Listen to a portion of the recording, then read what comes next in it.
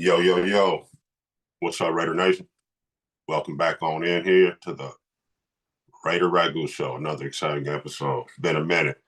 Um, Schedule release yesterday came out. Let's jump right into it.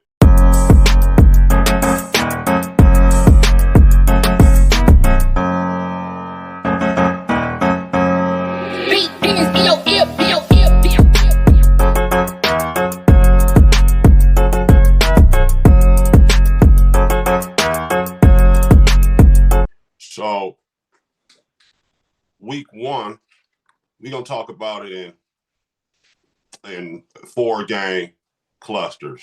All right, then obviously there'll be one game left over there at the end.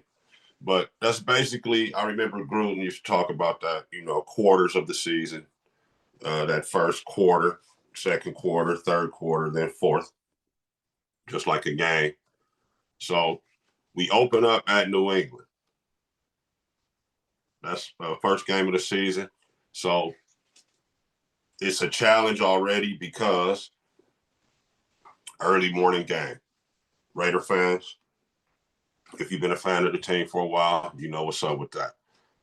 Technically, the Raiders in the past have not traveled back to the East Coast and played at the earlier body clock time schedule.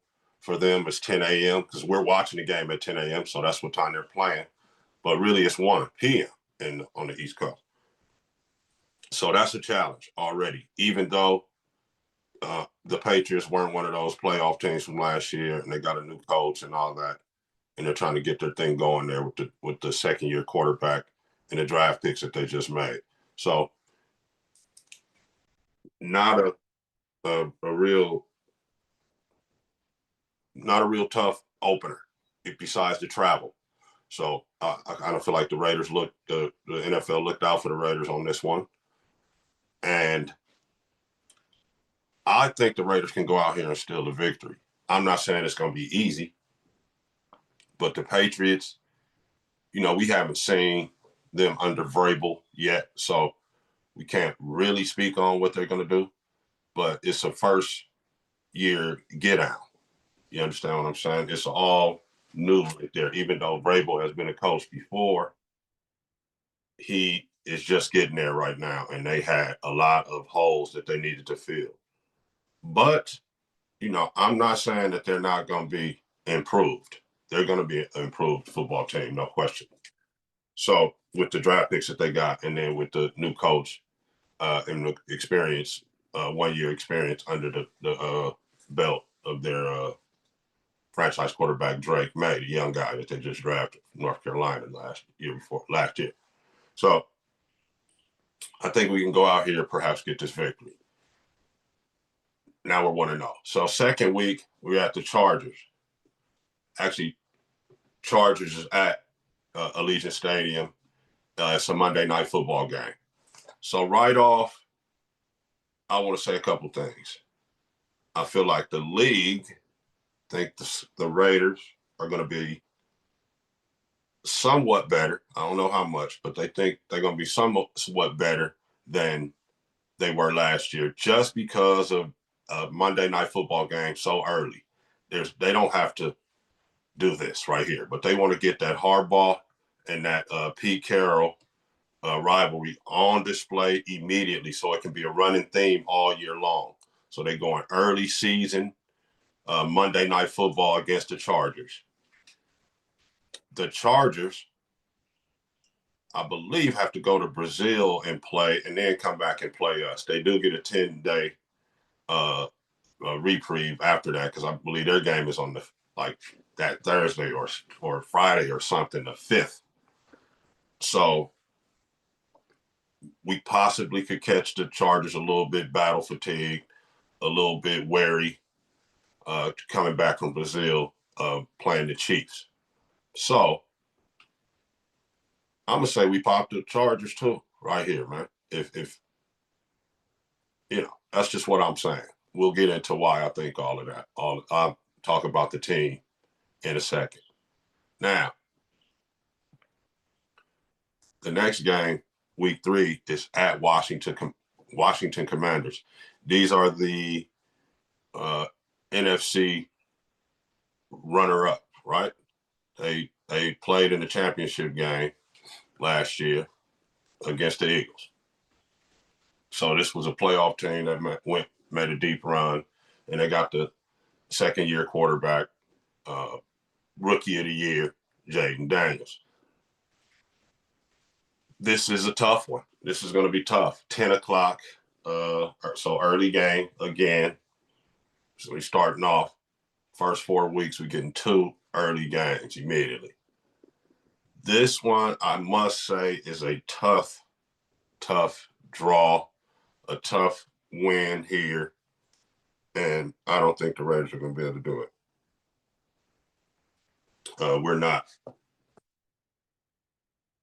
we're not going to be able to get this done, I don't feel like. This is a tough game. So this is a loss. 2-1 now. Headed back home to play the Chicago Bears. The Bears have improved. They have the young QB who's in his second year. They have the new head coach, Ben Johnson. There was rumors that the Raiders tried to get Ben Johnson or whatever, and he was the hot commodity this past coaching cycle. He was the big name that everybody wanted to interview. Everybody wanted to come coach their team. So he's supposed to be, this offensive sort of guru type guy, the latest one anyway. So Chicago coming to town. They're going to travel well. A lot of Bears fans in Allegiant Stadium, unless we pack it out. This one's tough. I don't really know what to expect out of the Bears. I saw the Bears play last year, and they look really good sometimes, and they look terrible at sometimes. But that was under a different coach. So this is going to be a little bit different looking Bears team. They have talent. That's no question. So this one's kind of a toss-up, I would say. But just for, S's and giggles, we're going to give this one to the Raiders too. So now we're 3-1 as we go through it. Next week, we travel out to Lucas Oil Stadium. So the first quarter of the season, we're 3-1. We won the first quarter. We're up. Lucas Oil Stadium next for a showdown with the Colts. Another 10 o'clock game. For some reason, the Colts and the Raiders always play good games. This particular time, I'm going to give the edge to the Raiders. Colts QB situation is in flux still. And we usually trade off with them, right? So they beat us last time. So we'll get them this time. Look up, man. The Raiders are 4-1. Coming back home to play the Tennessee Titans, okay? They just got Cam Ward in there, the rook, but he's a rookie. And they don't have that much talent, right? And they didn't build an offense around him like he played in college and all that, even though he's very experienced and mature, has played in a few different systems in college. But this is the pros. And Tennessee is not that talented, and we're going to beat them. The Raiders are 5-1. Headed to Gia Field at Arrowhead Stadium, where the Chiefs play. The Chiefs will probably be rolling along right now at this point, coming in here at a 10 o'clock game. This is going to be tough for the Raiders to win as well. So I'm going to give this one to KC. The Raiders are 5-2 at the bye because week 8 they have the bye. So now the final game of the first half of the season comes up on Sunday, November 2nd, and that's going to be at home against the Jaguars. The Raiders are 6-2. Look up. I'm just saying. Y'all think I'm tripping, right? You like, okay, he on one with the schedule release, and the Raiders fans are drinking the Kool-Aid again, like we always do. But stay with me, man. The Raiders are 6-2. All right. Here we got another prime timer, standalone Thursday nighter to begin the second half of the season. Which to me, it just kind of shows that the league expects the Raiders to be better. And when the league expects you to be better, I believe in that, man. There's something to that. They know about their product. They know about their company. They know about their conglomerate. They know what's going on. And they know talent. They know proven veteran leadership. And they see what's going on. And they've given the Raiders another primetime game here on Thursday. So playing the Broncos. At the Broncos, I'm thinking, all right, the Donkeys might get us because they're still hungry. And we have been whooping on them quite a bit. So now the Raiders are 6-3, week 11, headed back home to play the Cowboys. The Cowboys, there's no telling what will be going on with them at this point in the season. We don't know if their quarterback's going to be playing. Is he healthy? What's going on? But they do have talent. They just added George Pickens along with CeeDee Lamb and the other selections in the draft that they picked up, and plus the guys that they had before. So they have a talented team, man. There's no telling what's going to be going on with the Cowboys, though, the coaching, all that. We're not sure what's up with that. I'm saying we beat them. And mind you, this is a Monday nighter. So 2 primetime standalones in a row for the Raiders. That shows you the league thinks that the Raiders are going to be better, man. So, nation, we can think. I'm not saying get overboard, but we can start to think, okay, man, we might have a little squad here. A decent squad. I'm not saying we're going on some deep run and about to go do our thing and be in the Super Bowl and none of that. But I'm saying it's going to be improved product through the roster changes, through the coaching changes, and it's just going to be better quality football. And the league knows it. The league sees it. It's not me saying it, it's the league saying it. We beat the Cowboys. All right. So now we 7-3. Another home game against Cleveland. We get to see Max and Miles go at it, 2 best defensive ends in the National Football League. And that should be fun. And I expect to win this game. Look up. The Raiders are 8-3. Headed out to LA, where it's going to be a Raider crowd at SoFi. You know that. And where we have shat down our leg since that building has been there. The Raiders have not played well there. They have not won there. They might have won once, I believe. And unfortunately, I think it's going to continue right here. We're going to lose to these dudes right here. Now the Raiders are 8-4. We play Denver at home. This time now we're mad. We get the victory. And this is all, just a lot of little speculation. We don't know what's going to be going on. This is just for fun, really. S's and giggles.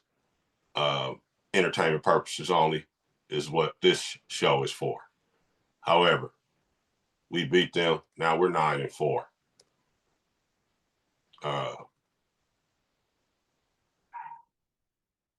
It was 8-4. 9-4 now.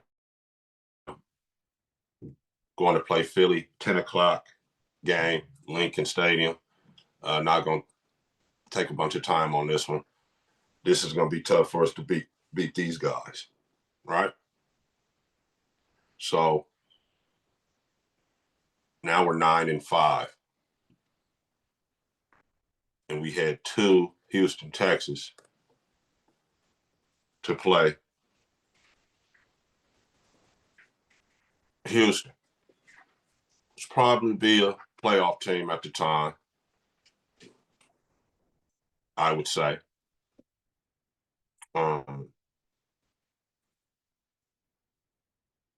And probably lose a close one here. It's going to be a good game. They're healthy. We're healthy.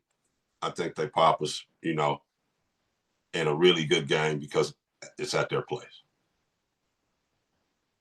All right. So now we're 9-6.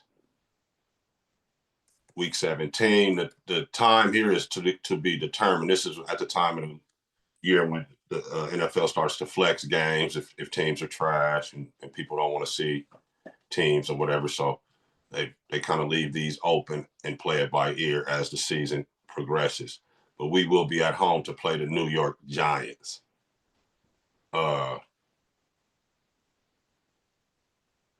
This is the 10th win right here, man, for the Raiders. Raiders winning. I got the Raiders winning 10 here. Last game of the season, at home against the Chiefs. This could go. Now, this is interesting. This is like when they played Denver last year.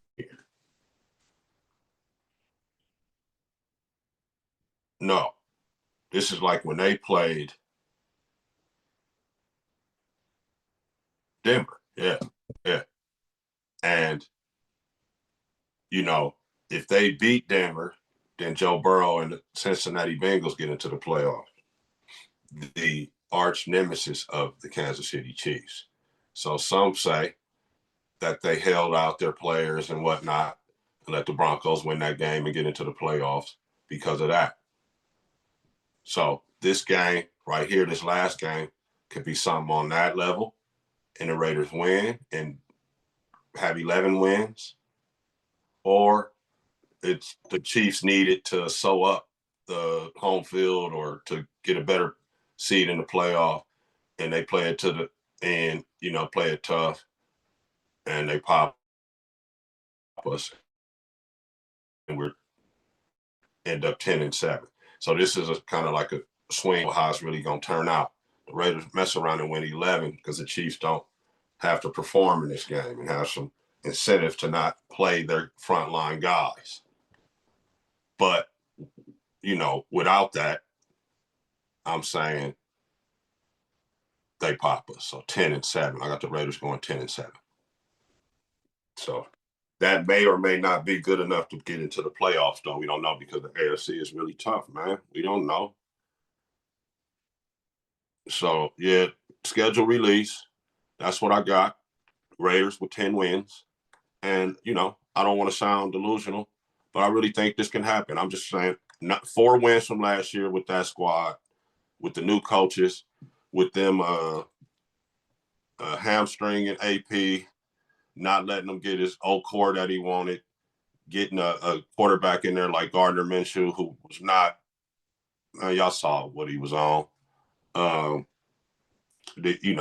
Hamstringing him with Luke Getsy because they would only pay guys 2-year deals, so guys wouldn't come coach with him.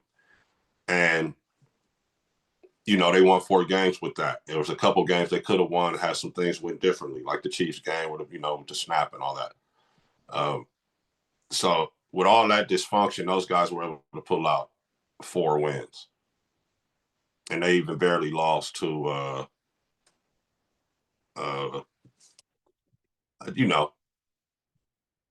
coming down the stretch, they had games where it was close.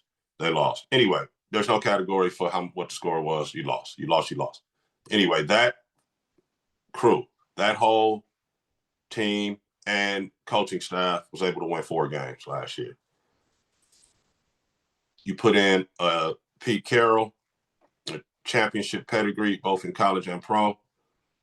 Geno Smith, who a lot better than Gardner Minshew, bro. Let's keep that 1,000 wow. A lot better than Gardner Minshew. So, and then Ashton Genty aboard. Looks like he's going to be a fantastic running back, perhaps a generational talent. So to improve the run game, and we got Bauer still. Myers is going to be there. They need to be re-signing Myers any day now. And then White, Zamir White has something to prove. And if he's any kind of a ball player, he's going to show that he belongs in the league too this season, because he had a bad year last year. Just did not go right for him. Now, things that concern me. I heard that the Raiders are going back with the zone blocking scheme. All right, first, let me just talk about the O-line. There's been some talk on the podcast atmosphere, the Raider podcast creator space, about kind of like the drinking of the Kool-Aid on the offensive line, and that the offensive line wasn't that good. And what do we think? Why do we think, like I just predicted 10 wins, why the heck would we get 10 wins with an offensive line that wasn't that good? And I feel you on that. Here's what I'm thinking, though. Last year this time, Colton Miller was recovering from shoulder surgery. He hadn't even participated in anything athletic, I don't believe, up until this time. And then did not play any of training camp. Came in at the last couple of weeks and got in and ended up starting. Had a terrible, for his standards, first half of the season. First 6 to 7 ball games weren't good. Now, he's here. All right. Secondly, JPJ was injured at this time last year as well, or was about to be injured in OTAs or whatever, just coming up here very shortly in the next few days. So he wasn't able to get reps, and he was playing guard last year. All right. So now JPJ is the center right now from day one, not injured or anything. So we got Colton Miller and JPJ ready to go.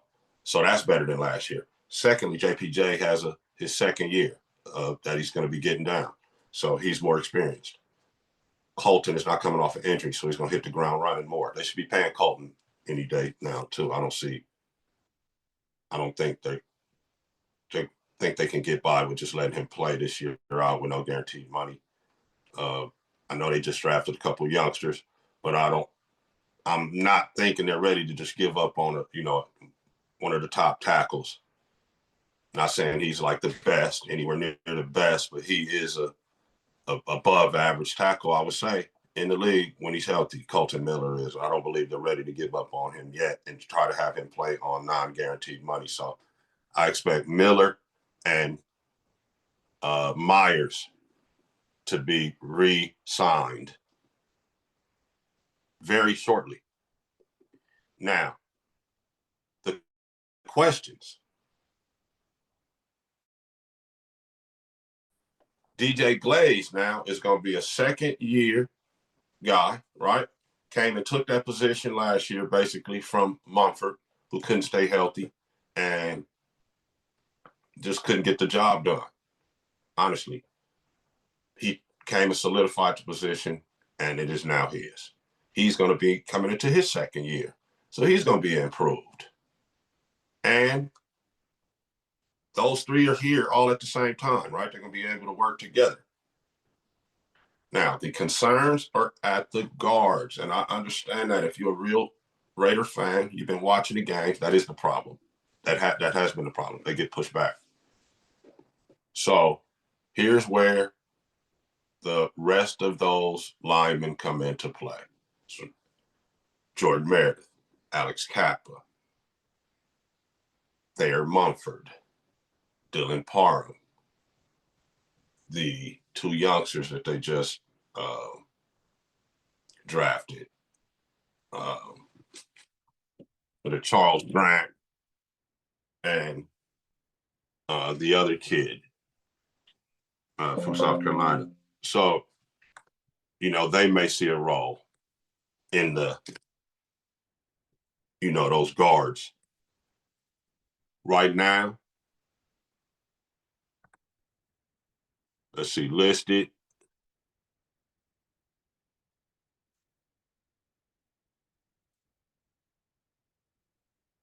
At guard, they got, let's see.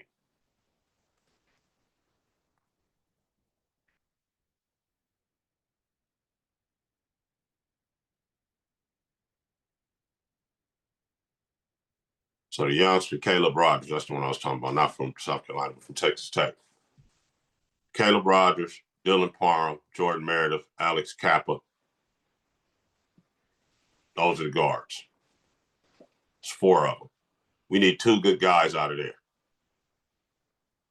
Rookie, can't really expect him to come and start, but we didn't expect Glaze to start last year. So we might have us one right there. Who I'm not mad at that we don't talk about is Jordan Meredith. I feel like he's decent if we need him. But I don't know if there's a conflict with him playing right or left guard because he always plays left. I haven't really seen him. I have to go back on and look at some games to see if he played any right guard. And if any of you guys know, you could comment and tell me. But I think he played primarily on the left side. And I don't know if him and Kappa are going to have a conflict with that but I think the 2 best guards are them. The Meredith and Kappa, which would be cool, better than what we had, was Meredith and Parham. So Kappa, 312, he's a 300-pound guy. And Meredith is 300. These guys should be able to anchor down inside there and move that along with JPJ inside. My concern is that, okay, the guards. But let's say we're going to go with Kappa and Meredith to start off, and then we're going to see what we got with Caleb Rogers. If we got us a diamond in the rough like we did with DJ Glaze last year, fine, put him in there. All right, so that's the 5. At the tackles, you got Miller and Glaze, Meredith and Kappa, JPJ. Practicing together for the whole time, not just barely for a few weeks before the season starts like last year. Last year was just a lot of dysfunction. My concern, though, is the zone blocking scheme, right? Which they scrapped last year because it wasn't working. And it was Zamir White, I know that, and this is Ashton Genty, but still, man, it really didn't look like they knew what they were doing. When they start blocking it differently, when Scott Turner and his dad were calling plays, they were able to get a little bit of yards with guys like Sincere McCormick and Alexander Madison, right? So fast forward, now we got Ashton Genty, guys way more explosive than those guys. However, we're back with the zone blocking scheme and a new O-line coach again, man. So this does cause a bit of worry. I'm not going to say panic, but definitely concern, man, and worry that we might be getting ahead of ourselves. We don't know if this Pete Carroll's son is a good O-line coach, good enough to change these guys into zone blocking guys. Are these guys the right guys for zone blocking? And is this coach the right coach? And is he good enough to teach these guys the zone blocking scheme and be successful in the first season.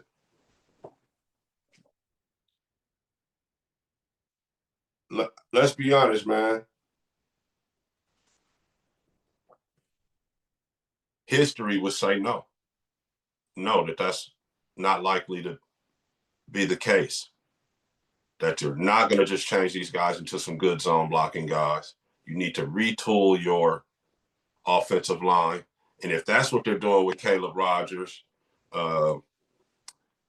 and the young guy, Charles Grant, that they drafted, and they're beginning to retool, and they think that DJ Glaze and JPJ will be able to do it, then that's one thing. But we don't know if that's what they're thinking or not. And it causes concern for me. I don't, in NFL circles or on any type of NFL media, I've never heard of Brendan Carroll being this fantastic O-line coach. And I'm not taking anything away from Brendan. I'm just saying he's kind of newer at it. He's teaching a whole new thing to some guys that weren't good at this last year, learning from a guy who was being an O-line coach for the first time as well. So it's almost like the same thing, but just a different guy. And a different running back, though. So, like Ragu, you just predicted 10 wins, though. Yeah, and that's on hoping or being optimistic that it will work out and we will have a good run game, because we did pick a running back 6th overall. But it is a concern. And if Brendan Carroll is not a good enough O-line coach, and if this O-line is not right for the zone blocking scheme, personnel-wise, physically, then it's not going to be a good season, and we're not going to win 10 games. So that's something that we got to keep our eye on. That first preseason game, and I know preseason is not, real, but that's going to be really our first time of seeing them block, right? Besides us that get to go to training camp and watch, and really, you might not even get close enough to see it really go down. That preseason game, we got the Seahawks, we got the Niners. Those first 2 games, man, if it's looking like we can't run against those teams in those preseason games, if the run is stagnant, we might be in trouble. I'm just saying. So that's something to keep an eye on. All right, let's move through it, man.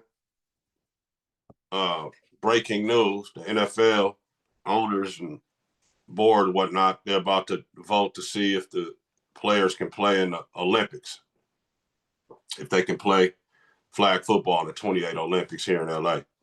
So that's just a little nugget that just came out right now as I was talking to you guys. So what do you guys think about that? You want to see these guys playing flag football and trying to win gold medal in flag football? Or do you not want to risk the guy on your favorite team getting injured, non-contact,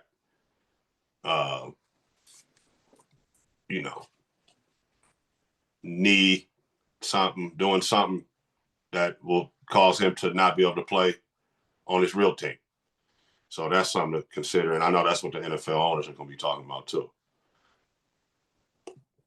Also, we had a few jersey changes since the last time I had hollered at y'all. And I remember last year we covered all that. So, let's be on top of that and cover it again. So what stood out to me, and then not only jersey changes, but the jersey numbers of the young guys that just got drafted. They got their numbers now. So nobody mentioned this one right here, man, but Trey Tucker is number 1 now. Yeah. Jacorian Bennett number 0. Trey is number 1. The interesting thing that happened is Ashton is going to rock that deuce.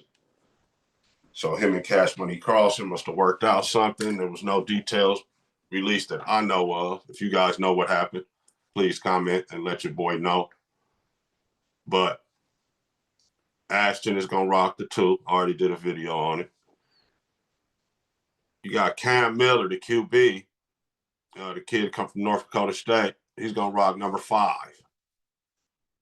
Daniel Carlson, Cash Money, is rocking number 8. Gino got the 7 because Merrick is gone.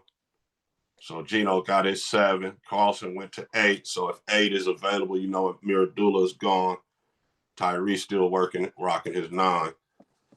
The rookie from Tennessee, Dante Thornton, is rocking number 10. So welcome to the squad, young fella. Sweet number. Jack Best took Jack's old number.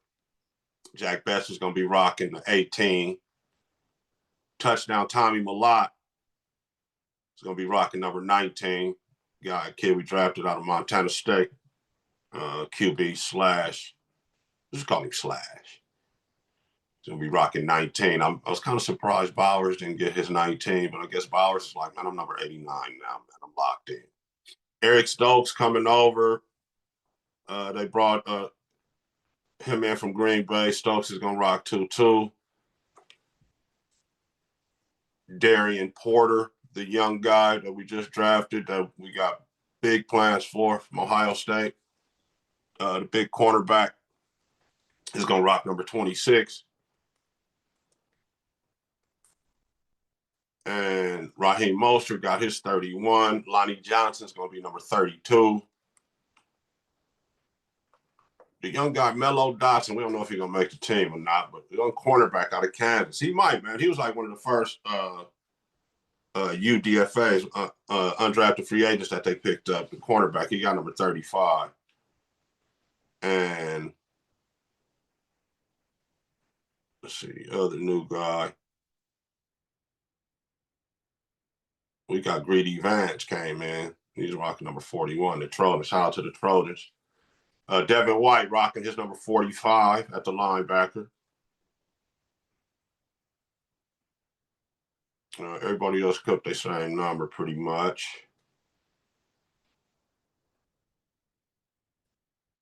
We got Jalen Smith on the roster right now, rocking number 55. Charles Grant, the new guy, new kid, William and Mary, rocking number 60. Kappa's going to be 65.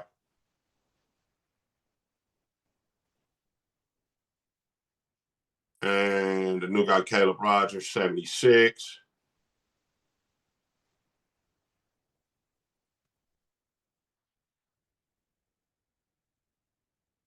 JJ Pegues, the other new D tackle slash running back. He's gonna be a power back for us, rocking number 92. So you're gonna see a lot of number 92 is just reported eligible.